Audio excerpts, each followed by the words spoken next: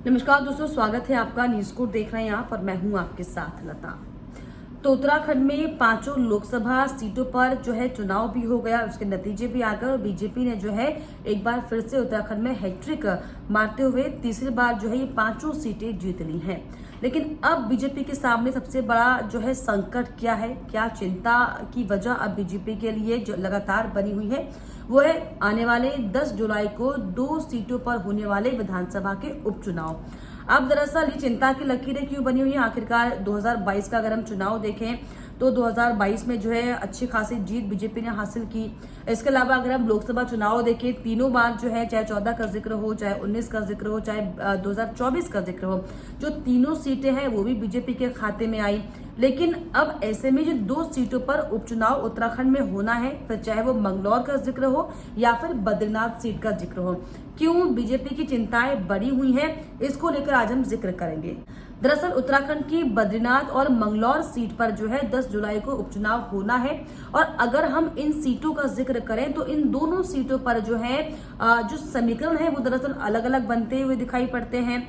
अगर हम बद्रीनाथ सीट का जिक्र करें तो बद्रीनाथ सीट में जो है बीजेपी और कांग्रेस के बीच कांटे की टक्कर दिखाई पड़ती है। अगर हम मंगलौर सीट का जिक्र करें तो मंगलौर सीट ऐसी है जो कि बीजेपी के लिए शुरुआती समय से लेकर अब तक जो है संकट की सीट बनी हुई है, क्योंकि अब तक चाहे पुराना इतिहास आप देखिए, बीजेपी यहां से एक बार भी अब तक जीत हासिल नहीं कर पाई है। क्योंकि ये जो सीट है ये दरअसल बसपा और कांग्रेस की जो है इस सीट पे कांटे की टक्कर दिखाई पड़ती है अक्सर। क्यों? दरअसल इसका कारण ये है कि मुस्लिम और दलित बाहुल्य ये सीट है, जिसकी वजह से बीजेपी अपना खाता यहाँ पर खोल नहीं पाती। अक्सर जो है त्रिकोणीय मुकाबला यहाँ पर जरूर रहता हो, लेकिन जो नेट टू नेट जो फाइट होती है वो दरअसल मंगलौर सीट पर बसपा और कांग्रेस की होती है। ये दरअसल बड़ी वजह है बीजेपी की चिंता का। हालांकि मुस्लिम दलित बहुल सीट ये जरूर है, लेकिन बीजेपी के जो प्रदेश अध्यक्ष हैं महेंद्र भट्ट, फिर चाहे मुख्यमंत्री हो उत्तराखंड के पुष्कर सिंह धामी, ये दोनों ही जो बड़े नेता हैं, बड़े चेहरा हैं, ये बार बार ये दावा कर रहे हैं कि इस बार जो है मंगलौर सीट भी जो है वो बीजेपी के खाते में आएगी। अब कैसे ये मुश्किल बनी हुई है, दरअसल ये समझना जरूरी है। क्योंकि अगर हम दावेदारों की बात कर लें, अगर हम उम्मीदवारों की बात कर लें, तो क्या बीजेपी कांटे की टक्कर का उम्मीदवार उतार पाएगी? हालांकि ये बड़ा सवाल है। क्या कांग्रेस जो है अब तक जो पुरानी साख यहाँ पर लगी हुई है कांग्रेस और बसपा की, क्या वो अपनी साख को बचा पाएंगे? ये दरअसल बड़ा सवाल है। क्योंकि अगर हम देखें तो मंगलौर सीट का अगर हम जिक्र कर लें तो बसपा विधायक सरवत करीम अंसारी के निधन के बाद हालांकि इस सीट खाली हुई थी और अब इस सीट पर हालांकि 2 नामों की चर्चाएं तेज हो रही हैं। पहला नाम जो है वो लोकसभा चुनाव के दौरान बसपा छोड़कर आए बीजेपी में शामिल हुए करतार सिंह भड़ाना का है, क्योंकि दलित बहुल ये सीट है, तो ऐसे में बीजेपी के चेहरों का सहारा लेना, माफ कीजिएगा, बसपा के चेहरों का सहारा लेना जो है वो बीजेपी के लिए इंपॉर्टेंट हो जाता है। तो ऐसे में इस पूरे इलेक्शन को, इस चुनाव को इंटरेस्टिंग बनाने के लिए देखिए बसपा का जो पुराना चेहरा है करतार सिंह भड़ाना, वो बीजेपी में शामिल हुए। ऐसा लग रहा है कि बीजेपी से यहाँ पर इनको टिकट मिल सकता है। इसके अलावा आपको बता दें कि भड़ाना 3 बार के विधायक जो है हरियाणा की समलखा विधानसभा और खतौली विधानसभा से निर्वाचित हो चुके हैं। हरिद्वार विधानसभा क्षेत्र में 2022 में चुनाव हारे पूर्व कैबिनेट मंत्री स्वामी यतीश्वरानंद के नाम की भी अब चर्चा चल रही है कि हो सकता है कि या तो भड़ाना या फिर हो सकता है कि यतीश्वरानंद जो है वो बीजेपी के कैंडिडेट यहाँ से हो।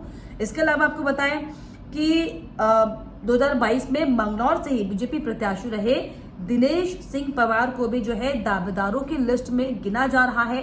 तो वहीं अगर हम कांग्रेस का जिक्र कर लें इस सीट से, यानी कि मंगलौर सीट से, तो मंगलौर सीट से आपको बताएं कि काजी मोहम्मद निजामुद्दीन जो है इस चेहरे को कांग्रेस पार्टी रिपीट करेगी।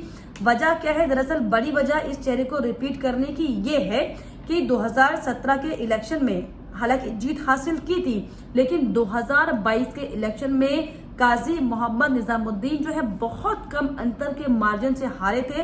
598 वोट जो है वो ज्यादा मिले थे बीएसपी के कैंडिडेट को, यानी कि दिवंगत करीम अंसारी को।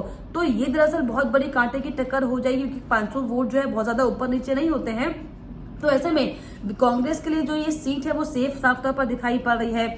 इसीलिए कांग्रेस की मुश्किल, इसीलिए बीजेपी की मुश्किलें बढ़ी हुई है, क्योंकि जिस नेता ने आखिरी चुनाव में बसपा के चेहरे को कड़ी टक्कर दी थी, वो इस बार मैदान में साफ तौर पर हैं और उस चेहरे को हराने के लिए जो 3 जिक्र बीजेपी के नेताओं का मैंने किया, बीजेपी के चेहरे को किया, हालांकि नाकाफी से लगते हैं। ये दरअसल बड़ी चिंता का विषय लगातार बना हुआ है।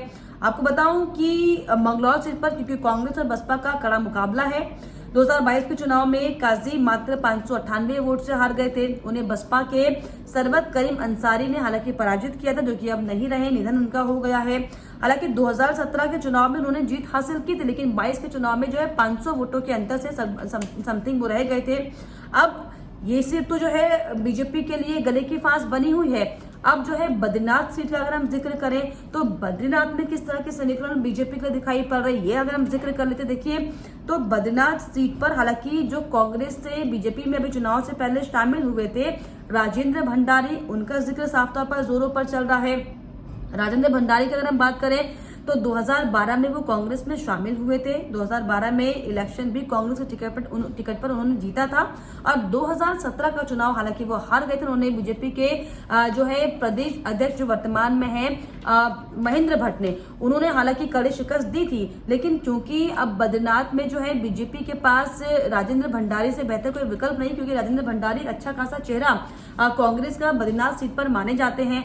अब ऐसे में क्योंकि बद्रीनाथ सीट से जिस तरीके से दल बदलने का काम जो है राजेंद्र भंडारी ने किया, उससे जो है वहां की जनता नाराज है। तो ऐसे में अभी दरअसल बड़ा सवाल है कि क्या जो जनता का रोष है वो बद्रीनाथ सीट पर दिखाई पड़ सकता है क्या।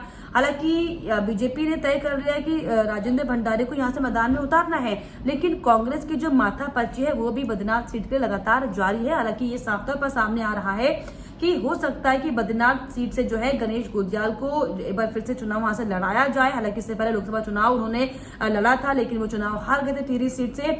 अब ये भी चर्चाएं जोरों पर दिखाई पड़ रही है कि जो बॉबी पवार नया चेहरा है, जिसने कांग्रेस पार्टी को कड़ी शिकस्त देने का काम किया है, 1.5 लाख से ज्यादा जो है वोट बॉबी पवार लेके आए हैं, ये भी जिक्र बार बार हो रहा है। हालांकि फीडबैक नेताओं से जो है कांग्रेस के नेता ले रहे हैं कि हमें अब इस सीट पर किस तरह की रणनीति बनानी चाहिए, लेकिन सरगर्मियां ये भी साफ तौर पर सामने आ रही है कि बॉबी पवार को हो सकता है कांग्रेस पार्टी इस सीट से जो है उपचुनाव में उतारे, ताकि इसका फायदा जो उस जोन की जो जनता है, क्योंकि बॉबी पवार जो है टिहरी से बिलोंग करते हैं, तो वहां की जो आसपास की जनता है, बद्रीनाथ केदारनाथ जो आसपास के लगे हुए जिले हैं, वहां पर वो चीज जो है प्रभावित होगी, बॉबी पवार का चेहरा प्रभावित होगा। इसलिए ये साफ तौर पर माना जा रहा है कि बॉबी पवार को हो सकता है कि कांग्रेस पार्टी यहां से समर्थन देते हुए जो है उपचुनाव में बद्रीनाथ से जो है टिकट दे दे। लेकिन अब इन 2 सीटों पर क्या लगता है आपको, जो समीकरण बीजेपी के खिलाफ दिखाई पड़ रहे हैं, क्या मंगलौर सीट आपको लगता है बीजेपी निकाल पाएगी, क्या इतिहास बदलेगा? क्योंकि अगर हम उत्तराखंड में जो हाल फिलहाल में जो राजनीति चल रही है, जिस तरीके से सीएम पुष्कर सिंह धामी ने जो मिथक तोड़ने का काम किया है, लगातार जो है एक फायर ब्रांड छवि के तौर पर मुख्यमंत्री उभरते हुए उत्तराखंड में दिखाई पड़ रहे हैं, क्या इसका असर एक बार फिर से मंगलौर में होने वाले उपचुनाव में देखने को मिलेगा? क्योंकि लगातार चाहे पुष्कर सिंह धामी हो चाहे महेंद्र भट्ट हो, वो बार बार इस बात का दावा कर रहे हैं कि इस बार जो है खाता मंगलौर में बीजेपी का खुलेगा। तो वहीं बद्रीनाथ सीट पर क्या लगता है कि बद्रीनाथ सीट पर जो लोगों की नाराजगी है क्या लाभ दिखाई पड़ेगी? आपको क्या लगता है मुझे कमेंट बॉक्स में जरूर लिखिएगा और इसके अलावा हमारे चैनल को लाइक, शेयर एंड सब्सक्राइब करना भी ना भूलें।